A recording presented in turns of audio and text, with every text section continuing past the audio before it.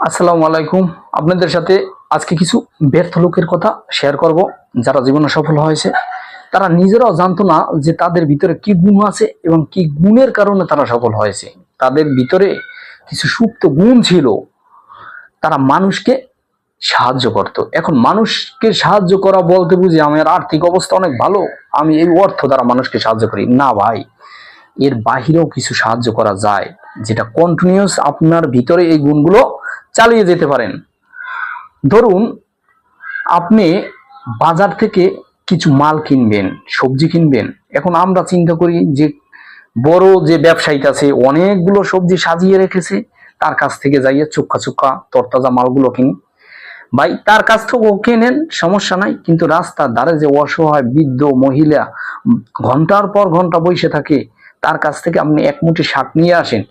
এই গুণটা আপনার ভিতর অর্জন করেন, তাহলে এই গুণের ওসিলা হয়তো আল্লাহ তাআলা আপনাকে ভালো কিছু দিতে পারে, আপনি সফলতা অর্জন করতে পারেন। গেল এক, আপনি বেচালার, আপনার আর্থিক অবস্থা তেমন নাই, দিন কোন রকমের যাইতে আছে, তাইলে আপনি কিভাবে মানুষকে সাহায্য করবেন?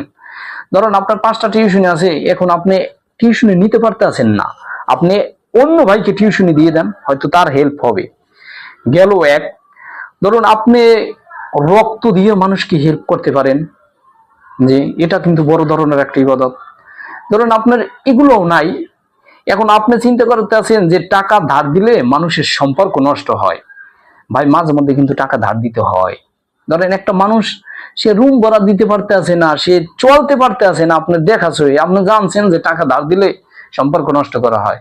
ভাই, এইটা না, এইটা কিন্তু ইসলাম এই কথা বলছে যে কর্য করা অন্যায়, এটা অপরাধ, এটা নিন্দনীয় কাজ। কিন্তু আপনাকে এইটা বলে নাই যে কেউ কোনো অসহায় মানুষ দেখলে তাকে হেল্প করো না, তাকে সাহায্য করে না, এইটা বলে নাই। যে নিচের হাতের চেয়ে, আমরা জানি কি যে নিচের হাত, এটা কি নিচের হাত, এই হাতের চেয়ে উপরের হাত দামি, আর নিচের হাত হয়েছে নিকৃষ্ট।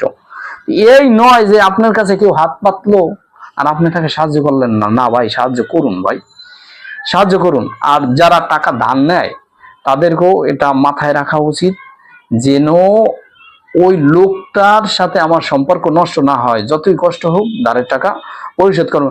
আমরা এমন হয় টাকা ধার নেওয়ার সময় একদম তার হাত পা ধইরা মিঠা মিঠা কথা কইয়ে তারপর তার কাছ থেকে টাকা ধার নেই, দেওয়ার সময় আর কোনো খোঁজ থাকে না।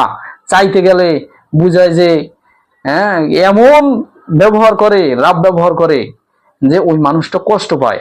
এই জন্য ভাই, টাকা যখন ধার নিবেন